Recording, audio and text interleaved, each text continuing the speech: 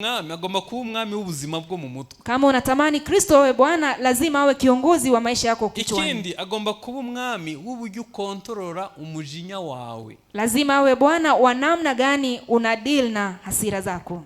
Mutekereza ko umujinya ari icyaha? Nafikiria hasira ni dhambi? Yego cyangwa oya? Ndiyo ama hapana? Umujinya ntabwo ari icyaha. Hasira si dhambi. Ntabwo ari icyaha. La, si dhambi. Ni ararume Imana yashize mu muntu. Ni ala Mungu ameweka kwa mtu. Ikubwira ngo nurenga aho ugeze. Inayokuambia ukipita pale urakora amafuti. Utafanya kosa. Hanyuma kumenya gukontorora umujinya wawe. Sasa kujua kulinganisha hasira yako. Nukumenya ko ararume yasonye. Kujua kwamba kuna kuna kengele imelia. Ukirinda kugwa munsi y'umuhanda. Na ujilinde sana usianguke kando ya barabara. Yesu yaravuze ngo nurakara ntukarenza umunsi. Yesu alisema ukikasirika usipitishe siku. Kandi nunarakara ntibikagukoresha icyaha. Na ukikasirika usitende dhambi. Kurakara kuba umwami w'umutungo wanyu. Kingine lazima uwe bwana wa mali yako. Abakristo baraje umutungo urasigara. Wakristo walikuja mali ikabaki. Kandi iyi nama mbi bayigiriwe na Farao. Na ushauri mbaya walipewa na Farao. Farao yabwiye Mose ngo ndabaretse mugende.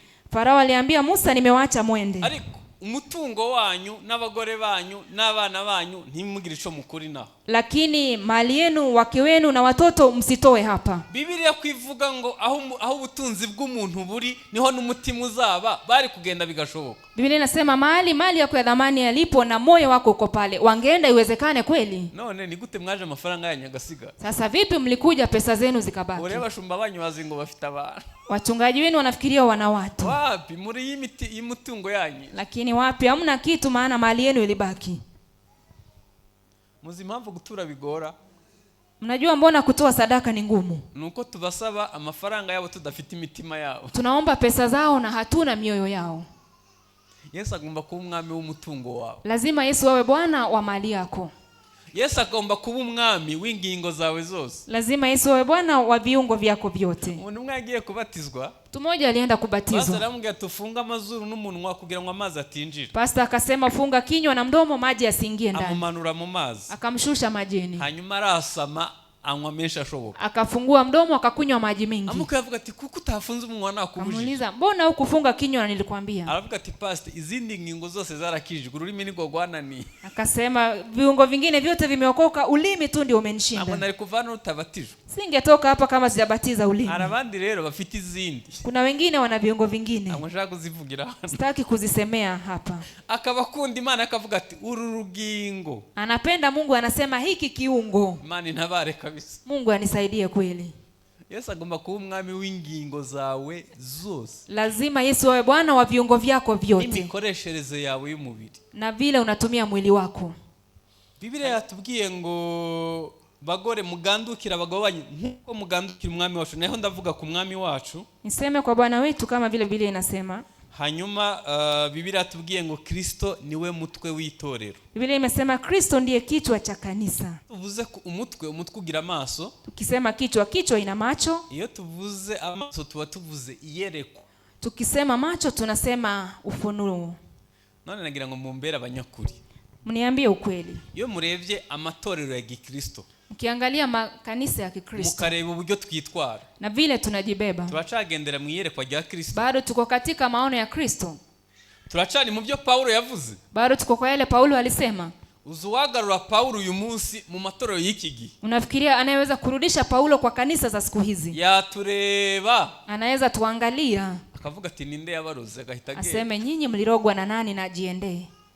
Kuko byasiza avuze sibyo tuvuga. Maana yale aliacha amesema hatusemi hayo. Ibyo yategetse siko twitwara. Yale alisema tufanye hatufanyi hivyo. Twasabye Imana ikongera kudukora ku maso. Tuombe Mungu atuguze tena machoni. Tukagendera mu iyerekwa rya Kristo. Tutembelee kwa maono ya Kristo. Hanyuma umutwe ni komande y'izindi ngingo zose. Kichwa ndiye inaongoza viungo vingine vyote.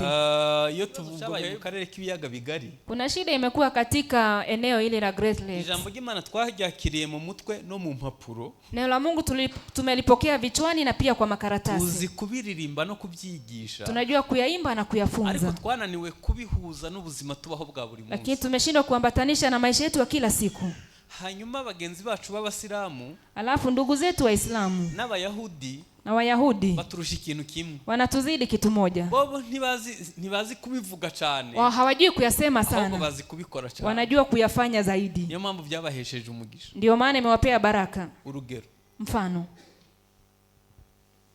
iwabo umukene yitabwaho ku kigero kiri hejuru. kwa umaskini anashughulikiwa sana.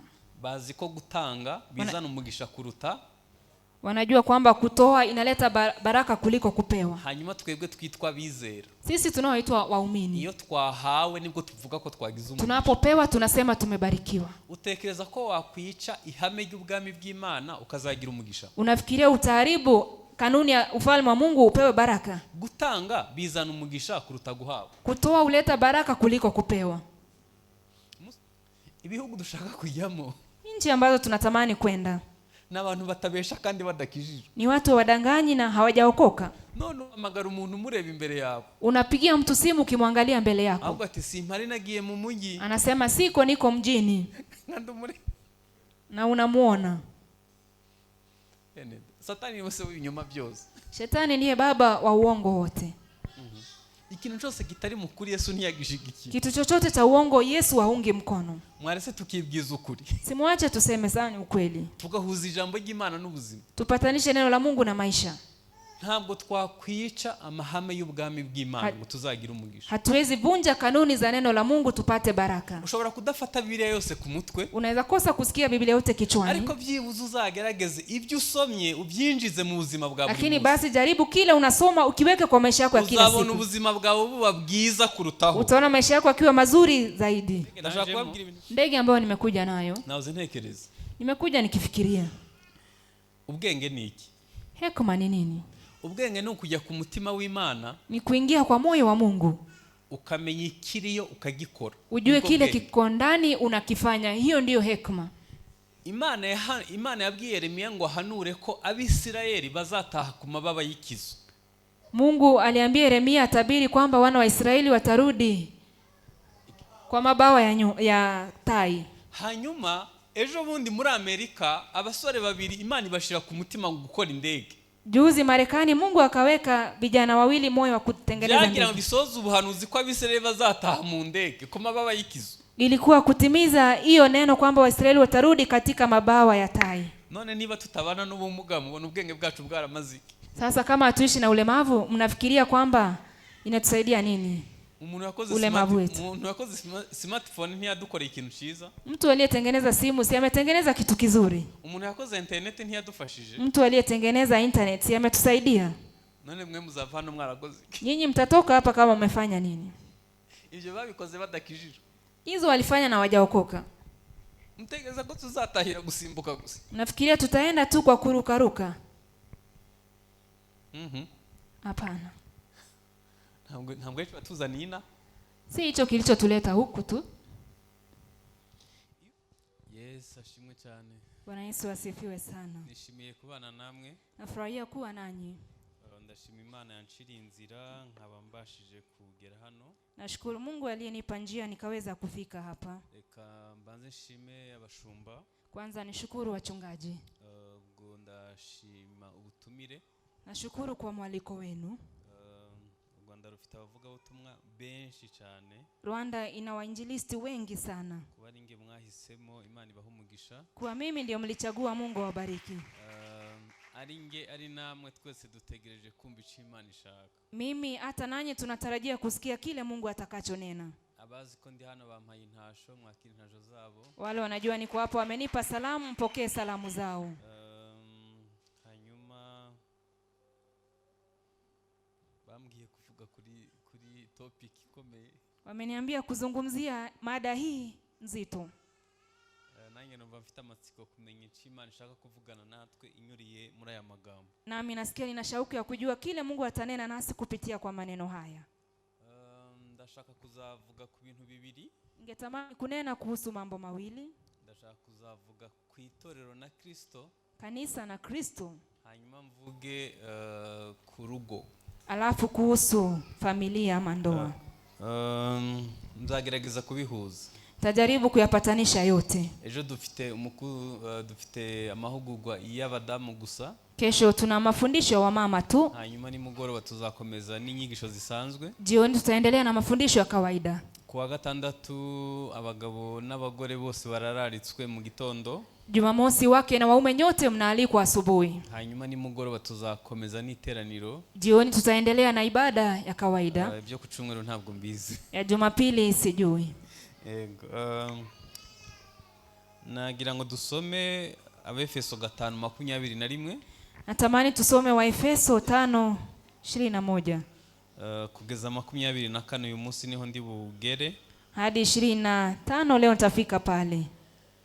Umurongo wa 21 haravuga ngo kandi mugandukirane kubwo kubaha Kristo. Kubwo kubaha Kristo. Bagore mugandukira abagabo banyu nkuko mugandukira umwami wacu. Kuko umugabo ari we mutwe w'umugore we nkuko Kristo ari we mutwe w'itorero ari ryo mubiri we ari nawe mukiza waryo. Ariko nkuko itorero rigandukira Kristo aba ariko abagore bagandukira abagabo babo muri byose. Muri aya magambo nsomye, kwa maneno haya ambayo nimesoma, uyu munsi ndashaka kuvuga umugore nk'itorero. Leo natamani kunena mke kama kanisa. Hanyuma ejo nzavuga umugore nk'umugore nyene. Kesho nitasema mke kama mwanamke ndio. Hanyuma ndashaka kuvuga umugabo nka Kristo. Na kisha niseme mume kama Kristo. Itorero ni iki? Je, kanisa ni nini? Iyo Biblia ivuga ngo bagore mugandukira abagabo, umugore ni iki? Itorero ni iki? Biblia inasema ninyi wake watini waume zenu. Mke ni nini? Kanisa ni nini? Sinzi niba ndibona igisobanuro kiri ukuri cyane. Sijui kama nitapata maana iliyo ya kweli zaidi. Ariko itorero n'abantu bashizwe ku ruhande. Lakini kanisa ni watu waliowekwa kando. N'abantu bakize kurimbuka byiteka. Ni watu waliokoka kutoka kwa kuangamia kwa milele. Niba mwibuka inkuru yo muri Egiputa igihe Imana yarigiye kurimbura abana b'imfura bo muri Egiputa. Kama mnakumbuka taarifa ya Misri wakati Mungu alitaka kuangamiza watoto kifungua mimba wa wana wa Misri. Imana yabwiye ngo basiga amaraso ku nkomanizo z'umuryango. Mungu aliwaambia wapake damu katika nguzo za milango. Hanyuma ababikoze bakize urupfu rw'abana b'imfura. Waliofanya hivyo waliokolewa kutoka kwa kifo cha wana vifungua mimba. Itorero n'abantu bashizwe ku ruhande bakira kurimbuka byiteka. Kanisa ni watu waliowekwa kando wakaokolewa kutoka kuangamia. Ntabwo rero bakitubara mu masekuruza. Hawatuhesabu tena katika vizazi.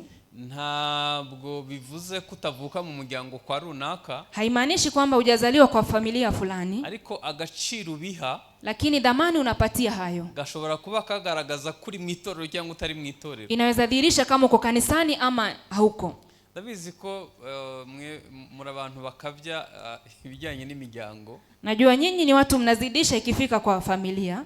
Muri weekend narindi ahantu mu giterane hari iwacu. Weekend nilikuwa kwa mkutano kule kwetu. Tugisoje umusaza nshira ku ruhande nguri mwene nde. Tulipomaliza mzee mmoja akaniweka kando akaniuliza wewe ni mtoto wa nani? Ubwo yagira ngo nivuge muri bwa buryo. Alikuwa anafikiria nijitambulishe kama vile wamezoea. Mitandavangiko. Nami nikachanganyikiwa pale. Kubera ko ntabwo mbizi biri. Kwa maana yale mimi siyajui. Yani ico nashaka kuvuga ni iki? Kile nataka kusema ni nini? Imiryango tuvukamo, familia ambamo tunazaliwa, harimwo imivumo y'uruhererekane kubusambanyi. Kuna laana ambazo zinaambatana na uzini. Harimwo imivumo y'uruhererekane go kwiyahura. Kuna laana ambazo zinaambatana na kujitia kitanzi. Harimwo ibintu utakwifuza kuraga umwana wawe. Kuna vitu ambavyo huwezi tamani kumridhi mtoto wako.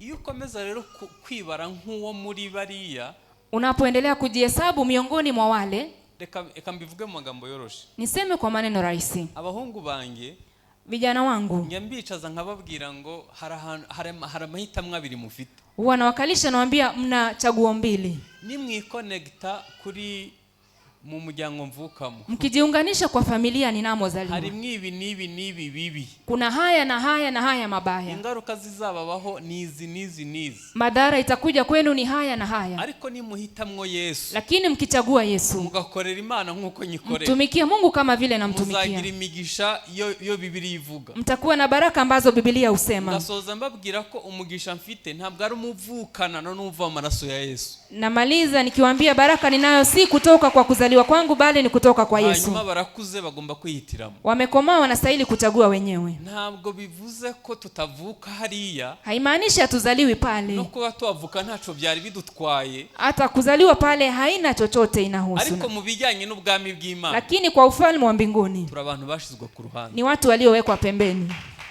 Petero yaravuze ngo mwebweho muri shanga ryera, Petro alisema nyinyi ni taifa takatifu, murabami n'abatambyi. nyinyi ni wafalme na makuhani. Imana duhaye ikintu c'agaciro, Mungu alitupa kitu cha dhamani ku buryo gukomeza kwibara hariya, kiasi kwamba kuendelea kujihesabu pale, yani, kuhibara nta nico byari bitwaye, haikuwa shida kuwa pale. gerageza witandukanye n'ikintu kibi cyose, Lakini jaribu jitenganishe na kila kitu kiovu, kijyanye n'umwuka, iwe kiroho, kijyanye n'imyumvire, iwe mambo ya kuelewa vitu, hanyuma ukomeze ubu umwana w'Imana, na uendelee tu kuwa mwana wa Mungu. je ntaco bitwaye, Hiyo yote ni sawa, ntaco bitwaye, ni sawa tu. twagize amahirwe yo guhabwa icingenzi. Tumeneemika kupewa kitu muhimu.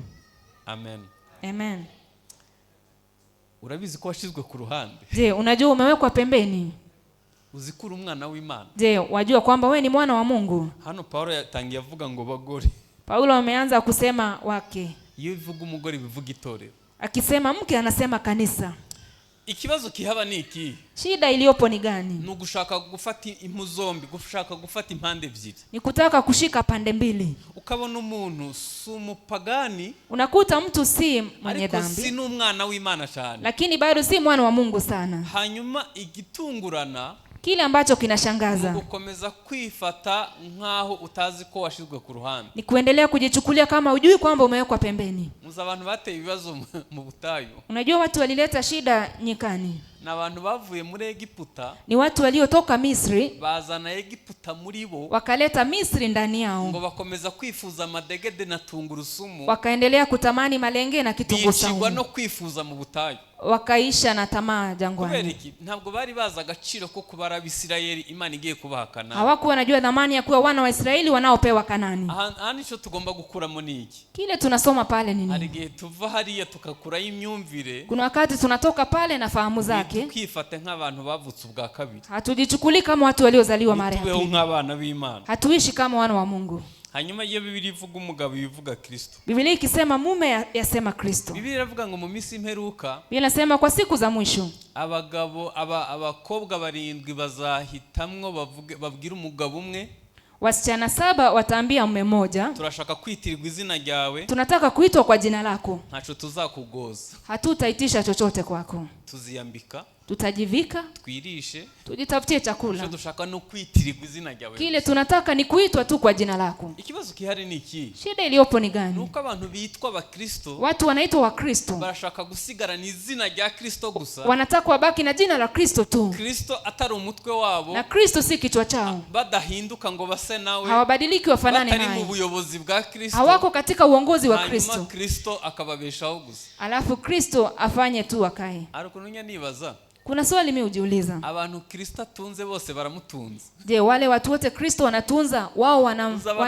Uzi abantu Kristo agaburira ku munsi? Unajua watu Kristo wanalisha kila siku. Reba abashumba n'abana babo, Angalia wachungaji na watoto wao, ugerekeho imiryango ya Gikristo kwisi hose, ongezea familia za Kikristo kila mahali, ugerekeho abaririmba gospel bataravutse ubwa kabiri, uongezee waimbaji wa nyimbo za Injili.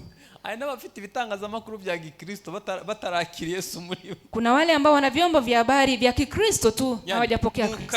Muri aka karere Ukristo ni ikintu gishobora kugutunga. Katika mtaa huu Ukristo ni kitu kinachosababisha uishi. Abo Kristo atunze bose baramutunze. Je, wale wote Kristo anatunza wako naye? Kandi mutagira ngo naha gusa, Na msifikirie ni hapa ni tu, kwisi hose. ni duniani kote. Mwari muzi ko Isirayeli yakira ba mukerarugendo miliyoni 4 baje kureba amateka ya Yesu? Je, mnajua kwamba Israeli inapokea watalii milioni 4 wanakuja kuangalia historia za Yesu? Uziko bashizeho ministeri ya tourisme ari cishinzwe cyonyine. Unajua wameweka waziri wa utalii ambaye anahusika na hayo tu. Kimwe mu bintu bibinjiriza amamiliyoni y'amadolari ni Kristo, kandi bamwanga kubi. Mojawapo wa vitu ambavyo inawaingizia mamilioni ya dola ni Kristo na wanamchukia kwa moyo wote. 75% ni Judaism. 75% ni Wayahudi. 20% ni Islamu. 20% ni Waislamu. Ubwo bibaye 95. Hiyo ni 95. Abo bantu bose Yesu ntibamwereko. Hao watu wote hawafunuliwe Yesu. Ariko arabagaburira. Lakini anawalisha tu. Arabubakira. Anawajengea. Ikibazo, Kristo turacamufata nk'umugabo. Swali, Kristo je, tunamchukulia kama mume? Niwe mutwe w'itorero. Je, yeye ndiye kichwa cha kanisa? Abo Yesu atunze nabo baramutunze. Je, wale Kristo anatunza wako naye? Uza abantu bavyubahiwe gusa kubara aba Kristo. Unajua watu wanaheshimiwa tu kuwa wa Kristo. Hanyuma Biblia yatubwiye ngo bagore mugandukira abagabo banyu nkuko mugandukira umwami wacu. Biblia inasema nanyi wake watini waume zenu kama kumtii Bwana. Iyo tuvuze nagira ngo akakanu mukumve neza. Natamani jambo hili mlisikie kwa makini. Kandi asaba kutazakibagirwa. Na msisahau tafadhali. Abantu benshi, watu wengi bakiriye Kristo nk'umukiza kuko baje baremerewe n'ibyaha. Walipokea Kristo kama mkombozi maana walikuja wamelemewa na dhambi. Ariko ntibamwakiriye nk'umwami w'ubuzima bwabo. Lakini hawakumpokea kama Bwana wa maisha yao. Hari umuntu akubwira ngo ngiye ngo nakire Kristo nk'umukiza n'umwami wanyu. Kuna wakati mtu anasema nimepokea Kristo kama mkombozi na Bwana wa maisha yangu. Ukamureba, unamwangalia, kabona arabibeshe gusa. Unaona anadanganya tu. Yesu iyo mwakiriye nk'umwami, Yesu unapompokea kama Bwana, agomba kuba umwami w'ubuzima bwo mu mutwe. Lazima awe Bwana wa maisha yako kichwani.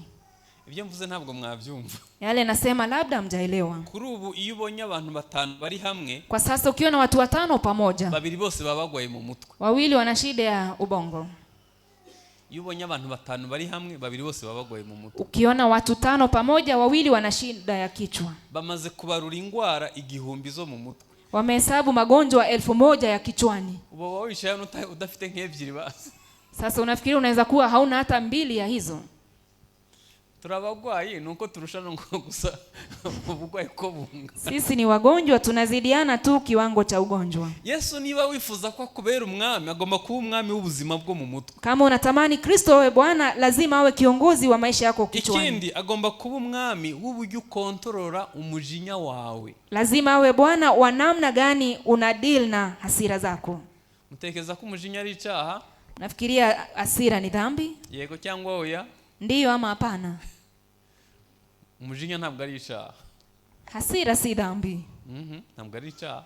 La, si dhambi. Ni ararume Imana yashize mu muntu. Ni ala Mungu ameweka kwa mtu. Ikubwira ngo nurenga hugeze. Inayokuambia ukipita pale urakora mafuti. Utafanya kosa. Hanyuma kumenya gukontorora umujinya wawe. Sasa kujua kulinganisha hasira yako. Nukumenya ko ararume yasonye. Kujua kwamba kuna kuna kengele imelia. Ukirinda kugwa munsi y'umuhanda. Na ujilinde sana usianguke kando ya barabara. Yesu yaravuze ngo nurakara ntukarenza umunsi. Yesu alisema ukikasirika usipitishe siku. Kandi nunarakara ntibikagukoresha icyaha. Na ukikasirika usitende dhambi. Kurakara si icyaha. Ukasirika si dhambi. Ahubwo ni ararume ikubwira ngo aho ugeze ni habi. Ni kengele kuambia mahali umefika ni pabaya. Noneho kubera kutazi Yesu atabaye umwami w'umujinya wawe. Na kwa sababu Yesu hajakuwa mfalme wa hasira yako. Ararume irasona. Kengele inalia. Igakomeza igasakuza. Inaendelea kupiga kelele. Hanyuma ukayizimya ubishaka. Unazima ukitaka. Ugahitugwamo. Unaanguka ndani. Ukazavuga nk'ikijambo. Unakuta umesema neno. Na uzajya wibuka ukicuza. Hata ukikumbuka unajuta. Kandi ni wewe wakibwiye nawe. Na yule uliambia naye. Yabyibuka agasuhuzuma. Akikumbuka anaumia moyoni. Mubwire inkuru ikomeye. Kuambia habari kuu. Azakubabarira ko wamubwiye nabi. Atakusamehe kwa kumwambia vibaya. Ariko ntazibagirwa uko wateye amaranga mutima ye kwiyumva. Lakini hata sahau vile ulisababisha hisia zake kusikia. Iyo Biblia yatubwiye ngo abari bagore mugandukira abagabo banyu nkuko mugandukira umwami wacu. Ndi kuvuga ku mwami wacu. Biblia inasema nanyi wake watini waume zenu kama kumtii Bwana. Niseme kwa Bwana. Niba kumugira umwami wanyu. Ukiamua kumfanya Bwana wako. Nabo umwami w'ubuzima bwo mu mutwe. Awe Bwana wa maisha yako ya kichwani. Nabo umwami w'uburyo mu control umujinya wawe. Awe Bwana wa vile mnadhibiti hasira zenu. Mwe gukora amafuti nk'aya badakijijwe kandi mwarahawe umwibu ubibutsa. Msifanye kama wale ambao hawajawakoka na umepewa yule wa kuwakumbusha. Ikindi agomba kuba umwami w'umutungo wanyu. Kingine lazima we Bwana wa mali yako. Abakristo baraje umutungo urasigara. Wakristo walikuja mali ikabaki. Kandi iyi nama mbi bayigiriwe na Farao. Na ushauri mbaya walipewa na Farao. Farao yabwiye Mose ngo ndabaretse mugende. Farao aliambia Musa nimewaacha mwende. Ariko umutungo wanyu n'abagore banyu n'abana banyu ntimugire ico mukuri naho. Lakini mali yenu, wake wenu na watoto msitoe hapa. Biblia kwivuga ngo aho ubutunzi bw'umuntu buri niho n'umutima uzaba, bari kugenda bigashoboka. Biblia inasema mali yako ya dhamani yalipo na moyo wako uko pale. Wangeenda iwezekane kweli? None ni gute mwaje amafaranga yanyu agasiga? Sasa vipi mlikuja pesa zenu zikabaki? Ore bashumba banyu bazi ngo bafite abantu. Wachungaji wenu wanafikiria wana watu. Wapi muri y'imitungo yanyu? Lakini wapi hamna kitu, maana mali yenu ilibaki. Muzi mpamvu gutura bigora? Mnajua mbona kutoa sadaka ni ngumu? Nuko tubasaba amafaranga yabo tudafite imitima yabo. Tunaomba pesa zao na hatuna mioyo yao. Yesu agomba kuba umwami w'umutungo wawe. Lazima Yesu awe Bwana wa mali yako. Ntabwo wakwiyegurira Imana ngo umutungo wawe usigare. Hauwezi jipeana kwa Mungu mali yako ibaki nyuma. Uhite nagira ngo dusubirane mu rugo. Turudi nyumbani pamoja. Urebe imyenda ufite mu kabati. Angalia nguo umeweka kwa kikapu. Hanyuma uhite ureba abantu muturanye uzi neza. Alafu angalia watu najua mnaishi nao wanahitaji hizo nguo. Hanyuma urebe niba Yesu yaba umwami waho hara. Fikiria kama Yesu anaweza kuwa Bwana wa mahali hapo.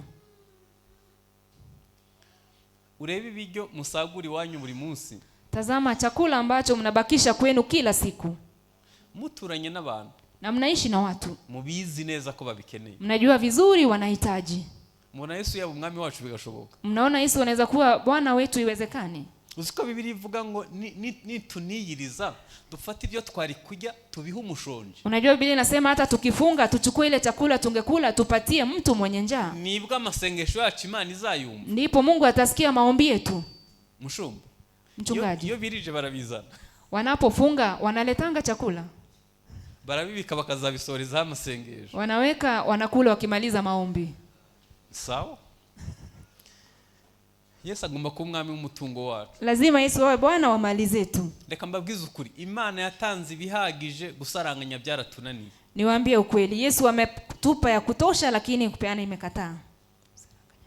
Ubutunzi bwose bw'isi bufitwe n'abantu 56 mu maboko. Mali na watu 56. Muri 2050 bazaba bari munsi y'10. 2015 watakuwa chini ya watu 10 na 50 samahani. Imana yatanze ibihagije ku isi. Mungu amepeana mali ya kutosha duniani. Gusaranganya byaratunaniye. Lakini kuwekeza imetushinda. None niba no mu nzu y'Imana Yesu atari umwami w'umutungo wacu, ubwo hanze niho bizashoboka. Mnasikia itawezekana kweli Yesu kuwa Bwana wa maisha yetu? Yesu agomba kuba umwami w'uburyo uhita mu inshuti. Lazima Yesu awe Bwana wa vile unachagua marafiki. Kuganduka, kumvira, kubaha uzabishobozwa no kubana n'inshuti nzima. Kutii, kunyenyekea, kuheshimu utawezeshwa na kuishi na marafiki wazuri. Ubu hari abantu b'abagabo bafite inshuti z'abagabo zitari nziza. Kwa sasa kuna watu ambao wana marafiki si wazuri. Babagira inama ngo bubake nkuko bubatse. Wanaowashauri kujenga kama vile wamejenga baba. Tuzabigarukaho kwa gatandatu. Tutarudia hayo Jumamosi. Haraba mama nyene nabo bahisemo kugira inshuti zimeze nkuko bameze. Kuna wamama wamechagua marafiki walio kama wao. Kubera ko nzabigarukaho sinshaka kubitindaho. Kwa maana nitarudia sitakawia pale. Nagira ngo mbabwire ko umuntu akurura uwo basa. Niwaambie mtu uvuta yule anafanana naye. Abagabo bose banywa inzoga mu itorero. Waume wote ambao hunywa pombe kanisani babazinanye. Wanajuana. Abagabo bose baca inyuma abagore babo bose babazinanye. Waume wote ambao wanazini wanajuana. Abantu bose badashobora gupfukama ngo basenge bose babazinanye. Watu ambao hawezi piga goti waombe wanajuana. Abantu bose badatura baba ari inshuti. Watu ambao hawatoangi sadaka hao ni marafiki. urubyiruko rwose rutajya rusenga bose baba bazinanye. Wanarika ambao waedangi kanisani wanajuana wote. Hanyuma abantu bose b'abanyamasengesho mu rusengero nabo baba bazinanye. Watu wote waombezi kanisani nao wanajuana. Abantu bose bagira ubuntu mu rusengero nabo baba bazinanye. Watu wote ambao wamejaa neema kanisani wanajuana pia. Biblia iravuga ngo imuhengeri hahamagara handi muhengeri. Biblia inasema mwisho huita mwisho mwingine. Hari ibintu bitatu byumvana. Kuna vitu vitatu ambavyo usikizana. Umutima wumva undi mutima. Moyo usikia moyo mwingine. Umwuka yumva undi mwuka. Roho usikia roho mwingine. Amaraso ahamagara andi maraso. Damu huita damu nyingine. Nimureba ko hano tutavuga igishinwa. Mnaona hapa tuongee Chinese. Haramutse haje umushinwa hano yuzuye umwuka wera. Kukijaa mtu wa China hapa amejaa Roho Mtakatifu. Akavuga mu gishinwa tutakizi. Aongee kwa Kichinese na tukijui. Abuzuye umwuka wera bose bawuzu. Wale wamejaa Roho Mtakatifu watasikia. Kubera ko umwuka yumva undi mwuka. Maana roho usikia roho mwingine. Amaraso ahamagara andi maraso. Damu huita damu nyingine. Hanyuma intege nke zihamagara izindi. Udhaifu huita udhaifu mwingine. Simbasabye ngo twemeranywe. Siseme tukubaliane sote. Ariko ndabizi ko ariko bimeze. Lakini najua iko hivyo. Yesu akwiye kuba umwami w'uburyo uhita mu inshuti. Yesu anastahili kuwa Bwana wa vile unachagua marafiki. Hari abakobwa barongowe ku maherere barongorwa n'abahungu batari bo kubera bahawe pasi n'abandi bantu batari beza. Kuna wasichana waliolewa vibaya kwa maana walipewa hiyo pasi na mwingine ambaye si mzuri. Hari abahungu bashatse abakobwa batagomba gushaka kubera ko babaye inshuti n'abantu batari beza. Kuna vijana walio wasichana wakustahili kuoa maana walikuwa marafiki na watu wakustahili kuwa marafiki na. Hari abagabo n'abagore bahombye muri business zabo. Kuna watu bagiriwe inama n'abantu batabakunda. Kuna watu walipata hasara kwa biashara maana walipewa ushauri na watu hawawapendi. Dukwiye kuba Yesu akwiye ku mwami w'uburyo duhita mu inshuti. Lazima Yesu awe Bwana wa vile tunachagua marafiki. Ikindi iyo bavuze ngo umwami wacu agomba kuba umwami wo kuramya kwacu no gukorera Imana kwacu. Sema Bwana wetu lazima awe Bwana wa kuabudu na kusifu kwetu. Hano niki dukwiye kwigiramo? Hapa tunafaa kusoma nini? Tugomba kubaho dufite ubuzima buri equilibre, balance life. Tunastahili kuishi tukiwa kwa maisha ambayo yanalingana. Kuramya cyangwa se gukorera Imana, kuabudu ama kutumikia Mungu ni ikintu cy'ingenzi, ni kitu muhimu, ariko ntabwo tugomba guhengama. Lakini hatustahili kulalia pande moja. Ukwiye kumenya umwanya w'urugo rwawe, lazima ujue muda wa familia yako, kumenya umwanya wo gushaka ubuzima, muda wa kutafuta maisha, kumenya n'umwanya wo gukorera Imana, na pia muda wa kutumikia Mungu. Iyo umuntu adafite ubwo buzima, kama mtu ana maisha hayo, yagiye gusenga ntibuka ko yasize abana mu rugo, akienda kuomba kumbuke ameacha watoto nyumbani, arasenga gusa, anaomba tu. Ibintu byose wabikubira mu gusenga bigashoboka. Vitu vyote utaweka kwa maombi viwezekane kweli. Ukwiye gusenga ariko ukanakora. Lazima uombe lakini ufanye kazi pia. Hanyuma ukamenya n'umwanya w'urugo rwawe. Na pia ujue muda wa familia yako. Babwira ikintu gikomeye. Niambie kitu kikuu. Hari igihe twishuka ko nitubona amafaranga, kuna wakati tunajidanganya tukipata pesa azakemura ibyangiritse tudahari, itatatua yale yaliharibika kama hatupo. Ariko ushobora kuzabona amafaranga, lakini unaweza pata pesa ukazasanga abana barabaye ibirara, ukute watoto wamekuwa wapotovu, kandi nta kintu nta mafaranga wakwishura ngo abana bagire uburere, na hakuna kitu utatoa ama pesa watoto wawe na malezi mema. Kubera ko wagiye gushaka amafaranga ntibuka ko mu rugo hari urugo, maana ulienda kutafuta pesa ukasahau kuna boma. Hari n'abagiye gusenga, kuna wengine walienda kuomba bibagirwa ko urugo rubaho, wakasahau familia ipo. Reka mbabaza niwaulize, ejo bundi nabonye abantu bageze ku munsi w'amasengesho w'1440, donc buri mugoroba barasenga. Juzi nimeona watu wako kwa siku 1400 na wakiomba kila jioni, kandi abahava bwa nyuma bahava nka saa 4 saa 5 y'ijoro kuruhuka, na wale utoka hapo wa mwisho ni saa 4 saa 5 za usiku. Mumbwiza ukuri, sema ukweli, umumama usenze iminsi 1400, mke ambaye ameomba siku 1400 na ubwo muri iyo minsi yakoresheje devoir umwana, kwa hizo siku alisaidia mtoto kufanya homework. Ubwo saa 4 iyo minsi 1400 ntiyasanze abana baryamye. Saa 4 hizo siku 1400 ilikuta watoto wamelala. Hanyuma umwana niyumvamwo umukozi kuruta we, sasa mtoto akipenda mfanyikazi kuliko mzazi, ubwo umuntu abonye iminsi 1400 siwe mama we mu byukuri. Mtu ameona siku 1400 kweli, si huyo ndiye mzazi? Singe wahera. Yesu agomba kuba umwami w'ingingo zawe zose. Lazima Yesu awe Bwana wa viungo vyako vyote. Umuntu umwe yagiye kubatizwa, mtu mmoja alienda kubatizwa, pastor aramubwira tufunga amazuru n'umunwa kugira ngo amazi atinjira. Pastor akasema funga kinywa na mdomo maji yasiingie ndani, amumanura mu mazi, akamshusha majini, hanyuma arasama anywa menshi ashoboka. Akafungua mdomo akakunywa maji mengi. Amuka yavuga ati kuko utafunze umunwa nakubujije. Amuuliza mbona hukufunga kinywa na nilikwambia? Aravuga ati pastor izindi ngingo zose zarakijijwe ururimi niko gwanani. Akasema viungo vingine vyote vimeokoka, ulimi tu ndio umenishinda. Ntabwo nari kuvana utabatijwe. Singetoka hapa kama sijabatiza ulimi. Arabandi rero bafite izindi. Kuna wengine wana viungo vingine. Ntabwo nshaka kuzivugira. Sitaki kuzisemea hapa. Akabakunda Imana akavuga ati uru rugingo. Anapenda Mungu, anasema hiki kiungo. Imana intabare kabisa. Mungu anisaidie kweli. Yesu agomba kuba umwami w'ingingo zawe zose. Lazima Yesu awe Bwana wa viungo vyako vyote. Imikoreshereze yawe y'umubiri. Na vile unatumia mwili wako.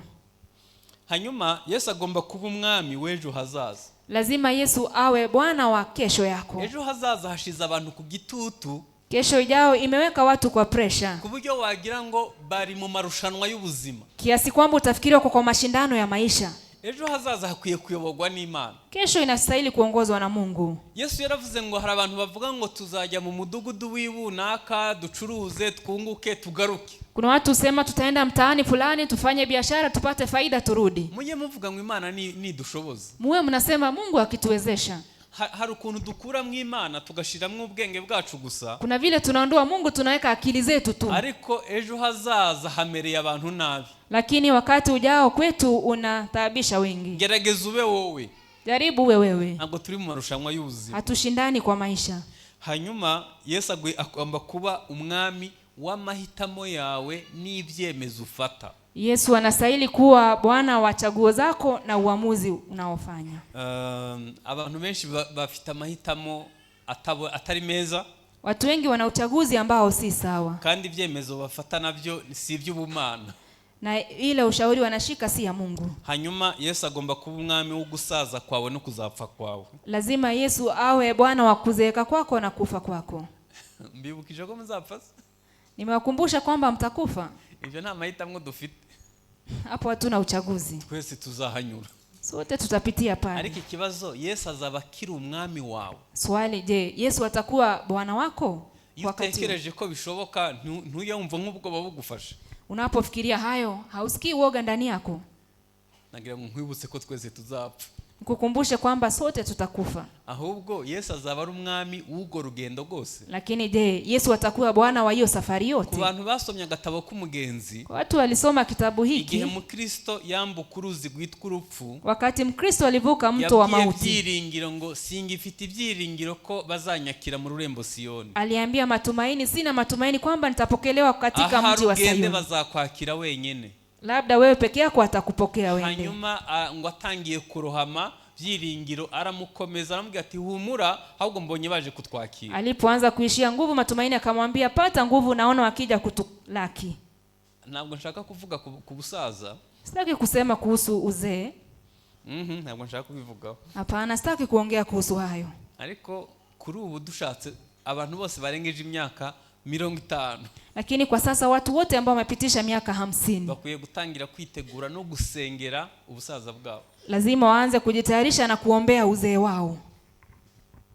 70% basaza bafite ibibazo byo mu mutwe.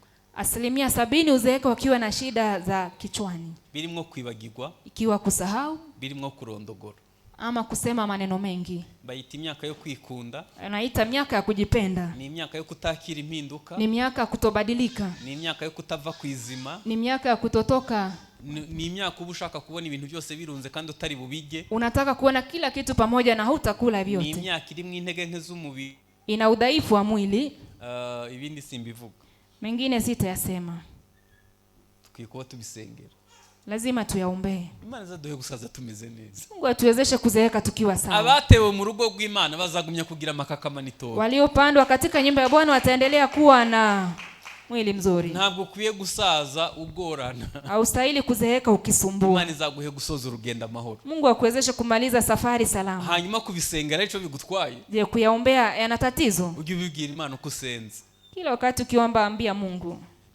Biblia yatubwiye ngo bagore mugandukira abagabo banyu nkuko mugandukira umwami wacu. Naho ndavuga ku mwami wacu. Niseme kwa Bwana wetu kama vile Biblia inasema. hanyuma Biblia tubwiye ngo Kristo niwe mutwe w'itorero. Biblia imesema Kristo ndiye kichwa cha kanisa. Tuvuze umutwe ugira amaso. Tukisema kichwa ina macho. Iyo tuvuze amaso tuba tuvuze iyereko.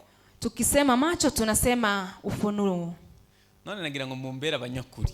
Mniambie ukweli. Iyo murebye amatorero ya Gikristo, mkiangalia makanisa ya Kikristo, mukareba uburyo twitwara na vile tunajibeba, turacagendera mu iyerekwa rya Kristo. Bado tuko katika maono ya Kristo.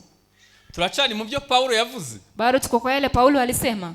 Uzuwagarura Paulo uyu munsi mu matorero y'ikigi. Unafikiria anayeweza kurudisha Paulo kwa kanisa za siku hizi? Ya tureba. Anaweza tuangalia. Akavuga ati ninde yabaroze agahita agenda. Aseme nyinyi mlirogwa na nani na jiendee.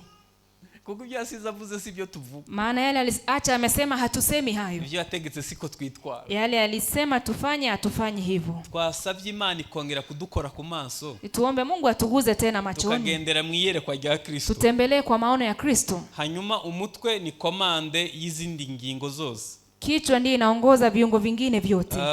Iyo tubwo bevuze imikorere ya kugira ubuyobozi bw'Imana muri wewe. Kuwa na uongozi wa Mungu ndani yako. Hanyuma iyo bavuze umubiri, wakisema mwili, baba bavuze ingingo zitandukanye. Wanasema viungo tofauti. Ingingo zo ku mubiri zose zirakundana. Viungo vya mwili vyote vinapendana. Abantu badakundana n'abarokore bonyine. Watu wapendani vipi? Sindabona inori sitaye. Sijaona kidole kijikwaa ngo umuntu useke alafu kinywa icheke. Ntabwo ijisho ryagira ikibazo. Jicho haliwezi kuwa na shida. Ngo amaguru ananirwe kujya kwa muganga. Miguu ishindwe kwenda kwa daktari. Ariko mwene data umwe yagize ikibazo. Lakini ndugu mmoja akiwa na tatizo, aligiye bitaba bitico bitubwiye. Hatushughuliki. Bitegwa n'uwariwe. Inalingana ni nani. Hanyuma Biblia tubwiye ngo agomba kuba umukiza wayo. Biblia inatuambia anastahili kuwa mkombozi wetu. Ndashaka kuvuga umukiza mu buryo butatu. Mwokozi kwa namna tatu. Hari ugutsindishirizwa ko gukizwa bwa mbere. Kuna hesabiwa haki kwa kuokoa kwa mara ya kwanza. Hari ukwezwa ko guhinduka ku ngeso. Kuna kutakaswa kubadilisha tabia. Hari uguhabwa ubwiza. Na kuna kupewa utukufu. Abantu benshi barakijijwe baratsindishirizwa. Watu wengi waliokoka wakahesabiwa kuwa wenye haki. Ariko kwezwa barabikwefye. Lakini wamekwepa kutakaswa. Kubera ko kwezwa biravuna. Kwa sababu kutakaswa ni ngumu. Bahisemwo kugumana ingeso mbi kandi bari mu rusengero. Walichagua kukaa na tabia zao mbaya wakiwa kanisani. Haje n'inyigisho zibabwira ko bidafite ico bitwaye. Kumekuja masomo inasema ni sawa, haina shida. Ariko mwibuke ko mu mategeko 10, kumbukeni kwa amri 10, 5 areba umuntu n'Imana, 5 inahusu mtu na Mungu, 5 akurikiye akareba imibanire n'abandi, 5 ya mwisho ni kuishi na watu wengine. Ubwo bivuze ko nyuma yo gutsindishirizwa, inasema baada ya kuhesabiwa kuwa mwenye haki, kuzakomeza kuba mu bantu, maana utazidi kukaa na watu, kuba utabagora, lazima uishi nao bila kuwasumbua, kuba umuntu yihangana, lazima mtu wa kuvumilia, kuba umuntu ukundana, lazima upendane, ugomba kuba uri umuntu wishimye, lazima uwe mtu wa furaha. Ibyo bizashoboka gusa itawezekana tu uzemera gupfana na Yesu no kuzukana nawe, kikubali kufa pamoja na Kristo na kufufuka pamoja naye. Yesu agomba kuba umukiza wayo, lazima Yesu awe mkombozi wetu. Hanyuma Biblia tubwiye ngo itorero rigomba kugandukira Kristo muri byose. Biblia inasema kanisa lafaa kumtii Kristo kwa kila jambo. Iyo tuvuze byose ntabwo ari igice kimwe. Tukisema kila jambo atusemi sehemu moja. Ni muri byose. Ni kila jambo. Muzi ibintu ubu ntabwo ndi umwigisha wa mbere unyuze hano. Mimi si mwalimu wa kwanza amepita hapa. Muzi ibintu abigisha banyuze hano batubwira ko ari bibi. Mnajua vitu walimu wamepitia hapo wakisema ni vibaya. Ubu tukaba tukibikora. Lakini tunavifanya hadi leo. Nyine gisobanuro ni iki? Ufafanuzi ni gani? Nuko tutari abantu bashobora kumvira muri byose. Sisi si watu wanaweza kutii kwa kila jambo. Hari kibazo cyabaye mu karere k'ibiyaga bigari. Kuna shida imekuwa katika eneo ile la Great Lakes. Ijambo ry'Imana twaryakiriye mu mutwe no mu mpapuro. Neno la Mungu tumelipokea vichwani na pia kwa makaratasi. Uzi kubiririmba no kubyigisha. Tunajua kuyaimba na kuyafunza. Ariko twananiwe kubihuza n'ubuzima tubaho bwa buri munsi. Lakini tumeshindwa kuambatanisha na maisha yetu ya kila siku. Hanyuma bagenzi bacu b'Abasilamu, alafu ndugu zetu Waislamu n'Abayahudi na Wayahudi baturusha ikintu kimwe. Wanatuzidi kitu moja. Bobo ntibazi kubivuga cyane. Wao hawajui kuyasema sana. Ahubwo bazi kubikora cyane. Wanajua kuyafanya zaidi. Niyo mpamvu byabahesheje umugisha. Ndio maana imewapea baraka. Urugero. Mfano. Iwabo umukene yitabwaho ku kigero kiri hejuru. Kwa umaskini anashughulikiwa sana. Bazi ko gutanga bizana umugisha kuruta. Wanajua kwamba kutoa inaleta baraka kuliko kupewa. hanyuma twebwe twitwa bizera, Sisi tunaoitwa waumini, iyo twahawe nibwo tuvuga ko twagize umugisha. tunapopewa tunasema tumebarikiwa. Utekereza ko wakwica ihame ry'ubwami bw'Imana ukazagira umugisha? Unafikiria utaharibu kanuni ya ufalme wa Mungu upewe baraka? Gutanga bizana umugisha kuruta guhawa. Kutoa huleta baraka kuliko kupewa. Umunsi umwe narindi muri Qatar, Siku moja nilikuwa Qatar. barambwira ngo muri iki gihugu ntibagira umukene n'umwe. Wakaniambia hapa hakuna maskini hata moja. Ndabaza murambeshe. Kasema mnanidanganya. Nibwo bwa mbere nari numvise iryo jambo. Ni mara ya kwanza nilikuwa nimesikia hilo neno. Ndabaza mwabigenje mute? Kauliza mlifanyaje nyinyi? Bampa urugero. Wakanipa mfano. Qatar ifite indege za mbere nziza ku isi. Qatar ina ndege nzuri sana duniani. Baravuze ngo ahantu uguriye itike ya Qatar ku isi hose, Walisema mahali popote ukinunua tikiti ya ndege ya Qatar, kimwe c'icumi c'amafaranga wishuye, sehemu moja ya 10 ya pesa ambazo unatoa ajya gufasha umukene muri Qatar. inasaidia maskini Qatar. Uhita ubara amatike agugwa ku isi ku munsi uko angana. Hesabu tikiti ununuliwa duniani vile zilivyo. Hanyuma abakire bose bajya gufasha umukene. Matajiri wote huenda kusaidia maskini.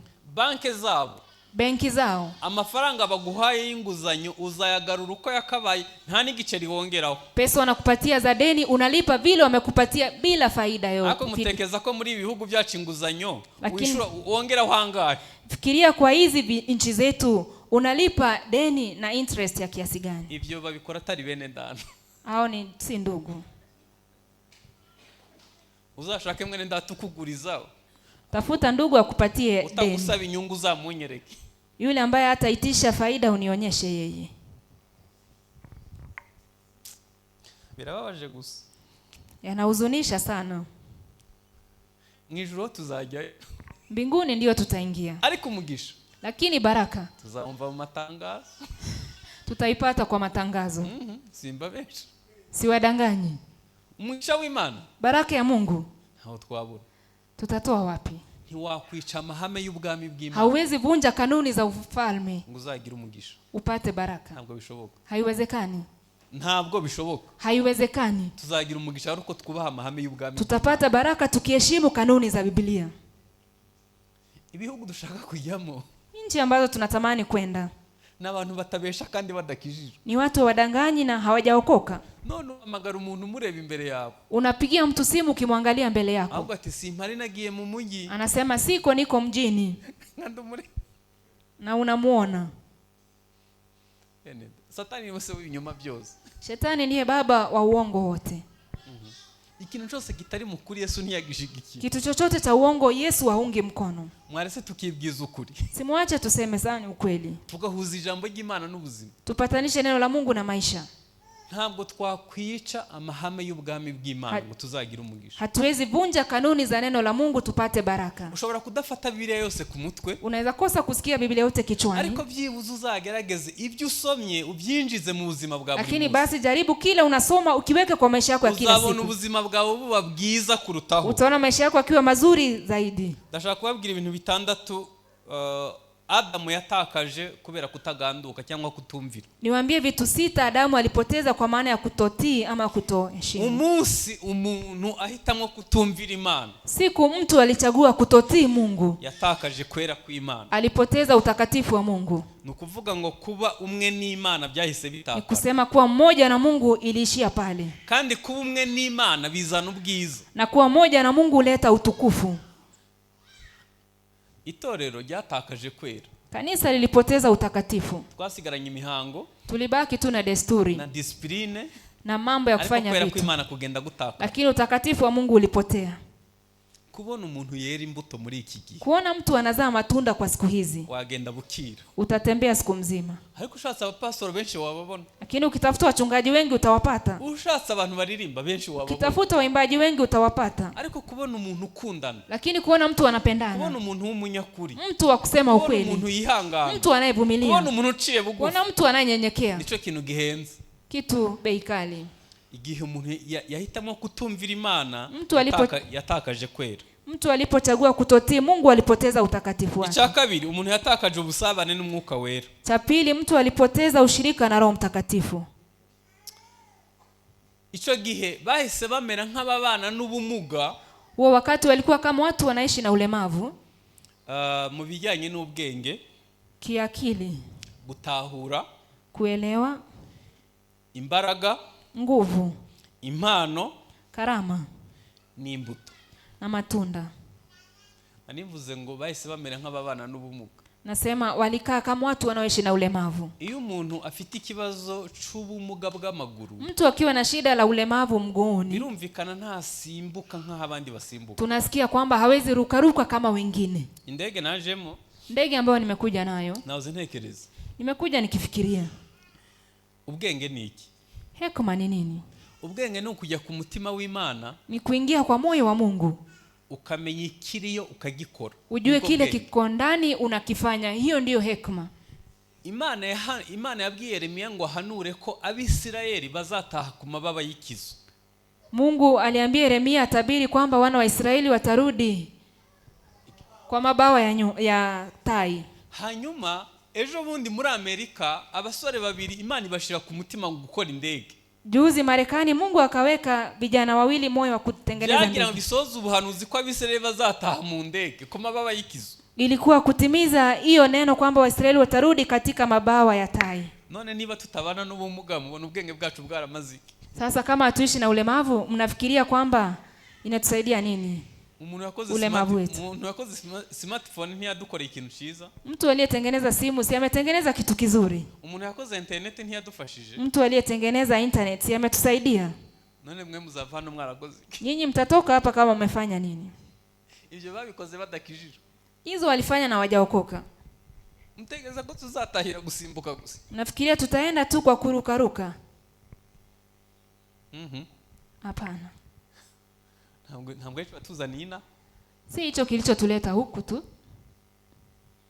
Iyo umuntu atakaje ubusabane n'umwuka wera, Mtu anapopoteza ushirika na Roho ahitamera Mtakatifu, nk'ubana n'ubumuga. ni kama mtu anaishi na ulemavu, Kubijyanye n'ubwenge, kiakili kubijyanye no gutahura, ama kufahamu mambo, kubijyanye n'impano z'umwuka wera, kuhusu karama za Roho Mtakatifu, kubijyanye n'imbuto. na pia kuhusu kuzaa matunda. Mwari muzi ko Abisirayeli baza kubohoza abantu babo Uganda mu 1986 ngiramo. Wana wa Israeli walipokuja kufungua wenzao Uganda, nafikiria mwaka 1086, Ikarita ya Uganda bayitesharije kuri internet. kadi ya Uganda imewekwa kwa mtandao. Iyi internet muvuga ko igenda neza ubu mufite. Hii internet mnasema kwa sasa iko Wao sawa. bayikoresha muri 86. Wao walitumia mwaka wa 86. Mutekereza ko ubu bageze? Nafikiria sasa wamefika wapi? Ntabwo bivugika, nta nubwo byakwigwa mu mitwe yacu. Hatuwezi yaelewa. Twebwe mubona byaramaziki. Sisi tunaona tumekaa nayo muda mrefu. Ibi bintu twirirwamo ibi bintu mubona byaramaziki. Hivi vitu tunafanya kila siku, tunafikiria ni vya muda mrefu. Nuhe murage w'ubumana Ni urithi gani wa kiungu tuzasigira isi y'uyu munsi? tutaachia dunia sasa? Ahubwo iyo twibwije ukuri, Tunaposemezana mubona ukweli, abana bacu tuzasiga tubabwiye ngo iki? unaona watoto wetu tutaacha tumewaambia nini? Byibuze wenda dufata igice cy'umwuka. Tuchukue basi sehemu ya kiroho. Yakobo yahamagaye abana be 12. Yakobo ameita watoto wake 12. Ababwira ibizababaho kandi ibyo yababwiye niko byagenze. Kawaambia kile kitatokea kwao na ikawa hivyo. None abana bawe muhuru babwira ngo kubera iki gikombe giteretse aha? Sasa watoto wako kila siku unasema mbona kikombe iko hapa? Mbona hii iko hapa? Urabona ari ikintu ni ikihe kintu c'ubumana uzabasigira? Ni nini kitu ya kiungu utawachia? Murashaka nkunda ntege subire. Bado mnanipenda ama nirudi? Mwarese tukava mu mikino koko. Simwache tutoke kwa michezo kweli. Byibuze Basi isi kazavuga ko hari umuntu yabaye hari umumaro wagiriye isi. dunia basi seme kuna manufaa ulikuwa nayo duniani. Ndabizi ibyo ndiho ndavuga ntabwo mwabyumva. Najua ile nasema ni ngumu Ariko kuelewa. ngewe cyo mvuga ndakizi. Lakini mimi kile nasema nakijua. Umustare wo muri Amerika w'umutinganyi. Mtu mashuhuri Marekani, shoga, yishwe n'ibiyobyabwenge. aliuliwa na madawa ya kulevya. Iyo yavyutse yiyogoshesheje nk'isake, Akiamka amevaa kama jogoo. abana bacu bose ku isi hose babyuka biyogosheje nk'isake. Watoto wetu wote duniani wanaamka wamejinyoa hivyo kama jogoo. Kubera ko role model wabo, Maana yule ambao wanamtazama umuntu yananiwe n'ubuzima. ni mtu alishindwa na maisha. Kandi rimwe na rimwe ndabyumva. Mara zingine naelewa. Iyo tubabujije ibyo hari ibindi twabahaye. Tukiwakataza hayo, je, kuna mengine tumewaonyesha? Iyo tubabujije kureba dessin anime za imbi, Tukiwakataza kuangalia vitu vibaya, hari ibyiza twashizeho. je, kuna vizuri tumeweka pale? None si Gifaransa n'Icyongereza muzi. Sasa ile Kiingereza na Kifaransa mnajua. Katuni z'abana. Na ile katuni ya watoto. Ubwo bwamaze. Imesaidia nini? Ibihugu byinshi bifite abantu batemera ko Imana ibaho, atheism. Nchi nyingi ni watu ambao hawakubali kwamba Mungu yupo. Mubwire inkuru mbi. Niwaambie habari mbaya. Bazaba ba mwarimu b'abana bawe. Hao watakuwa walimu wa watoto wako. Kandi ni umufite amasaha menshi ku munsi. Na ni yako nayo masaa mengi kwa siku. Utekeza ko umwana wazahita mwiki. Unafikiria mtoto wako atachagua nini? Azahita mwivyo mwarimu yamuhaye. Atachagua ile mwalimu amempea. Kandi wewe ntufite umwanya we. Na wewe huna muda wake. Kubera iki abakristo batemvestisa mu kubaka amashure ya gikristo ngo bashireho standard y'uburezi bwiza ku isi? Kwa nini Wakristo hawekezi katika kujenga mashule ya Kikristo waeke standard ya Ukristo shuleni? Reka ndekera. Niachie pale. Tanyanga umunsi wa mbere aribwo nkiza. Sinichukie siku ya kwanza. Tugomba guhindura imyumvire. Lazima tubadilishe fahamu zetu. Tugakora ibintu biri kuri standard z'ubumana. Tufanye vitu ambavyo viko kwa kiwango cha uungu. Igihe umuntu yatakaza ubusabane n'umwuka wera. Wakati mtu alipoteza ushirika na Roho Mtakatifu. Yasamera nk'ubana n'ubumuga mu bijyanye n'ubwenge no gutahura n'impano z'Imana. Alikuwa kama mtu mwenye ulemavu katika hekima, kuelewa na karama za kiroho. Birababaje ko umuntu azava mu isi adakoze ico yaremewe. Inahuzunisha mtu kutoka duniani bila kutenda kile alichoumbiwa. Hanyuma cya gatatu umuntu yatakaje Edeni. Cha tatu mtu alipoteza Edeni. Mwibuke ko muri Edeni hari igiti cy'ubugingo. Kumbuka Edeni kulikuwa na mti wa uzima. Hanyuma harimo igiti kimenyekanisha ikibi n'iciza. Na mti wa kujulisha maovu na mazuri. Hanyuma kubaho kw'Imana kwari gutwikiringo vya Edeni. Uwepo wa Mungu ulikuwa unafunika bustani la Edeni. Imana yabirukanye mu ngobyi. Mungu aliwafukuza kwa bustani. Kugira ngo batazajya ku giti cy'ubugingo bakaramira mu cyaha iteka ryose. Ili wasile katika mti wa uzima, waishi katika dhambi milele. Harimo igiti cy'ubugingo. Kuna mti wa uzima. Ikimenyekanisha ikibi n'iciza. Unaojulisha maovu na mazuri. Kubaho kw'Imana kwari gutwikiringo. Uwepo wa Mungu ulikuwa umefunika bustani. Icyampa byibuze. Natamani basi kubaho kw'Imana kukagaruka mu itorero. Uwepo wa Mungu urudi kanisani. Muri 86 nkizwa. 96 nilipookoka.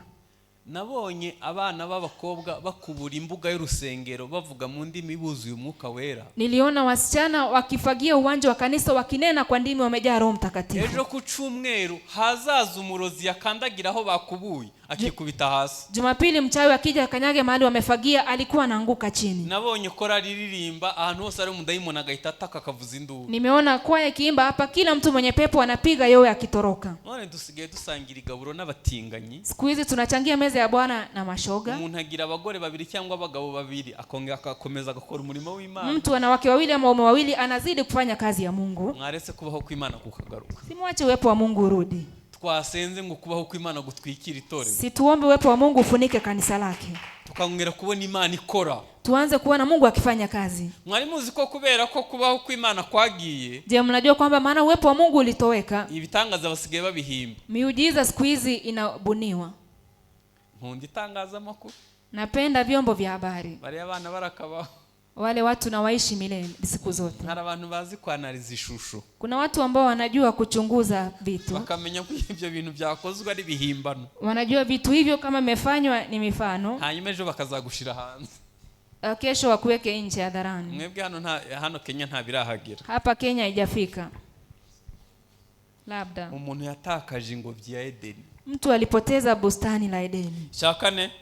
La 4. Umuntu yatakaje ubwiza bw'Imana. Mtu alipoteza utukufu wa Mungu.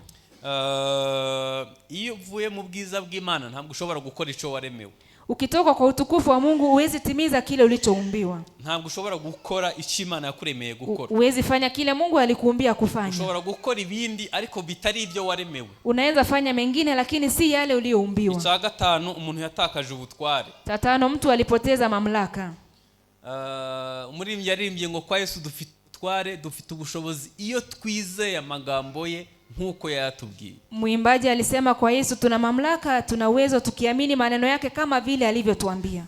Iyo urebye ukuntu dusigaye dutinya abarozi. Kiangalia vile tunaogopa wachawi siku hizi. Tubona ko dusa n'abatakaje ubutware. Unaona sisi ni kama watu waliopoteza mamlaka. Ipusi ishonje yabuze ibigiri ivuze nabi ubwo baba bakurangije. Paka mwenye njaa anayetafuta chakula unasema wewe wamekumaliza. Igihunyira cabuze aho gitaha cavuga ngo ubwo barakwishe. Bundi amekosa mahali pa kulala unasema wewe wamekuwa. Imbere y'irembo kiyasanze mu gitondo ubwo ni wewe bashaka. Unasema tu kila kitu ni wewe wanatafuta. Ubwo mufite butegwa ni. Uoga mko nayo ni ya nini?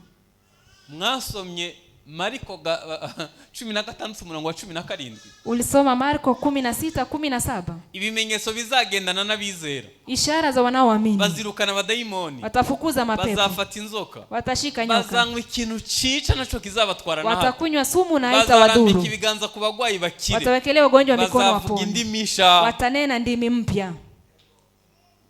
Ubusi Imana ishaka kupfa. Mungu akitamani ufe. Ibikwica ko bikuzuye. Si ya kukuua ni mengi. Ni inzoka ziri mu nda yawe wazihurusha ngo zikuje, zakujya zigatunguka inyuma. Hata nyoka wako tumboni mwako, Mungu akiwapea ruhusa wakukule watakukula watokee nje. Ufite ubwoba bw'i. Unaoga wa nini? Ubusi usinzira ubabagiye. Kilala unaenda wapi? Imana ishaka ni wakomereza. Mungu akitaka si unaweza enda hivyo na uende. Ijambo rivuga ngo ntutinye ryanditse inshuro 365. Neno linasema usifadhaike limeandikwa mara 365. Buri munsi aravuga ngo ntutinye ndi kumwe nawe. Kila siku wanasema usiogope niko pamoja nawe. Kubera ko wavuye munsi y'ubutware bw'ubumana. Lakini maana umetoka chini ya mamlaka ya uungu. Kimwe mu bigaragaza ko ufite ihungabana n'ubwo bugendana. Moja wapo inadhihirisha una wasiwasi ni woga unatembea nao. Cha 6. Cha 6. Yatakaje ubuzima bufite intego. Alipoteza maisha yenye lengo. Uko ibisekuru byagiye bisimburana. Bila ambavyo vizazi vimezidi kuwa, umuntu yagiye yibagirwa uwo agomba kuba we. Mtu ameenda akisahau yule anastahili kuwa. Impamvu yo kubaho. Sababu ya kuishi kwake. Aho yaturutse. Pale alipotoka. Na hagiye. Na anapokwenda. Umuntu yibagiwe impamvu yo kubaho. Mtu alisahau sababu ya kuishi kwake. Yibagirwa uwo ari we. Alisahau yeye ni nani. Yibagirwa aho yaturutse. Alisahau alipotoka. Na hagiye. Na anapokwenda. Uzukuntu Kaini yavuze. Unajua vile Kaini alivyosema. Yaravuze ngo igihano cy'urupfu kinduti ibindi bintu byose. Alisema adhabu ya mauti ni bora kuliko mengine yote. Imana yamubwira ati gupfa ko ntabwo uzapfa. Mungu akamwambia kufa au utakufa. Uzabicigenge n'inyererezi. Utakuwa mtu wa kuzurura tu. Ibaze kubaho ubuzima buraho budafite icerekezo. Fikiria kuishi maisha ambayo hayana mwelekeo. Reka nsoze gutyo. Nimalizie hivi. Twasomye ijambo rivuga ngo mugandukire Kristo. Tumesoma neno linasema tiini Kristo. Hanyuma Kristo agomba kuba umutwe wacu. Kristo awe kichwa chetu. Hanyuma tukamwumvira muri byose. Na tumtii kwa kila jambo. Ubuzima budafite Kristo. Maisha bila Kristo. Mu by'ukuri burababaje. Inahuzunisha. Kandi hari abantu benshi bashobora kuba mu rusengero ariko Kristo atari umwami wao. Kuna watu wengi wanaweza kuwa kanisani lakini Kristo si bwana wao. Nagira ngo twunamishe amaso dusenge. Tuinamishe macho tuombe. Davizi ko dukijijwe hafi twese. Najua karibu sote tumeokoka. Ariko wakwihangana Yesu kamugira umwami w'amaso yawe. Lakini unaweza vumilia ufanye Yesu bwana wa macho yako.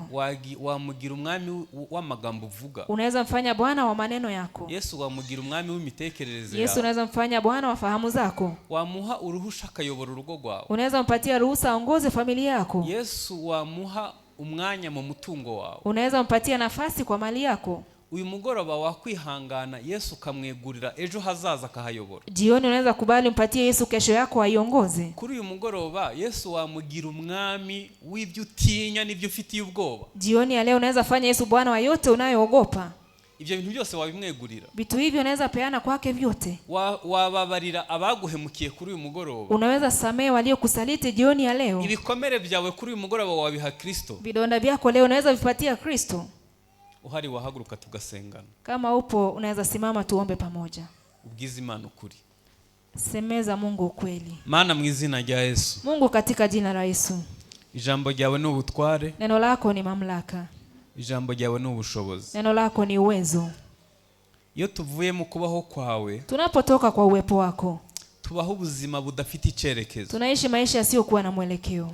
birashoboka ko kubaho kwawe kwagiye kwimuka, Yawezekana uwepo wako ulitoweka, tukimika amategeko, tukaweka amri tugashiraho imihango, na desturi, kandi ibyo ntibishobora gukiza umuntu na hivyo haviwezi okoa mtu, kiretse iyo bitwikiriwe no kubaho kwawe. labda ikifunikwa na uwepo wako tu. Kubaho kwawe ni kugaruke. Uwepo wako na urudi. Reka tubeho ubuzima buryohewe, Acha tuishi kwa maisha reka matamu, tubeho ubuzima bwishimye, tuishi kwa maisha ya reka furaha, turyoherwe n'agakiza. acha wokovu we mtamu, Kuba turi abantu bahishwe, kuwa watu kuba waliofichwa, turi abantu batambutsweho n'umurimbuzi, kuwa watu waliopitwa na kuba mwangamizi, tutazarimbuka by'iteka, kuwa tutaangamia biruta milele, amafaranga ni tuzatunga, zaidi kuliko pesa biruta tutapata, abana ni zaidi ya tuzabyara, watoto tutakao wazaa, biruta imigabane yose ni zaidi ya y'isi. uridi wote Icyo duniani. wakoze ku musaraba Kile kirahagije, ulifanya msalabani ibisigaye kinatosha, ni inyongera uzaduha. inavyobaki ni maongeza tu. Paulo yaravuze ngo waduhaye Kristo Anasema aliyetupa Kristo azamuduhana n'ibindi byose. atakosaje kutupa na vingine Ntaco vyote. watwima, turi abana bawe. Hawezi tunyima chochote tu wana wako. Ntaco dupfa catuma ubitwima. Hakuna kile kinafanya utunyime chochote. Garura kubaho kwawe mwana, Turudishie uwepo wako Bwana. garura kubaho kwawe, Turudishie uwepo wako. niwongere kuduha kuryoherwa nuko turi abakristo. Tupe tena kuweza kuwa na utamu wa Reka Ukristo. kuba turi abakristo biba ikintu c'ingenzi. Tuwe Wakristo wenye kitu muhimu. Dushoboze kukumvira, Tuwezeshe kukutii udushoboze kukugandukira, na kukuheshimu. udushoboze gukora ibyo ushaka. Tuwezeshe kufanya mapenzi Ibyo yako. twagizemo uruhare bibi, Yale tumefanya mabaya, turabyihanye uyu mugoroba. tunatubu jioni ya leo. Utubabarire intege nke zacu, Tusamehe udhaifu wetu. utubabarire intege nke zacu. Tusamehe udhaifu wetu. Campi neza yawe ikagaruka. Natamani wema wako Waravuze ngo urudi. nidusenga Ulisema tuvuge tukiomba ngo ubwami bwawe tuseme buze, ufalme wako uje, ibyo ushaka bibe mu isi mapenzi yako yatimie duniani nkuko biba mu ijuru. kama yalivyo mbinguni. Cyangwa ubwami bwawe Natamani bukaza ufalme wako uje, bukimura ubwoba mu buzima utoe bwacu. woga kwa maisha Cyangwa yetu. ubwami bwawe Natamani bukaza ufalme wako uje, bukadukuramo gushidikanya, utuondolee mashaka, tukabaho ubuzima bukubaha, tuishi kwa maisha ya kukuheshimu, tukabaho twemye, tuishi tukiwa dufite imara, ibyiringiro tukiwa na kuzagaruka, matumaini kwamba utarudi, kandi ubwo uzahagarara ku na vile bicu utasimama mawinguni tuzakubona, tutakuona, tukaruhuka imiruho y'isi. tupumzike Dushoboze mateso, kubaho ubuzima bwejejwe, tuwezeshe kuishi maisha kandi matakatifu, nitubaho ubwo buzima na tukiishi maisha haya indwara zizakira, magonjwa yatapona, abadayimoni bazahunga, mapepo watatoroka, intege nke zizahinduka udhaifu imbaraga, utakuwa nguvu, gutsindwa bizahinduka gutsinda. kushindwa itakuwa ushindi, Tuzaba abatsinzi no tutakuwa kurushaho. washindi zaidi. Urakoze mwami, Asante Bwana, tugirire neza. tutendee Iyi wema. minsi tugiye kumara imbere Siku yawe, tutakuwa mbele zako, uzahagararane natwe, usimame nasi ubuntu Bwana. bw'Imana buzabe muri uru Neema ya Mungu iwe rusengero. kwa kanisa hili. Aba bantu barakuzi imvura Hawa igwa, watu wanakujua barakuzi Mungu. izuba ryavuye, Hata jua ikiwaka.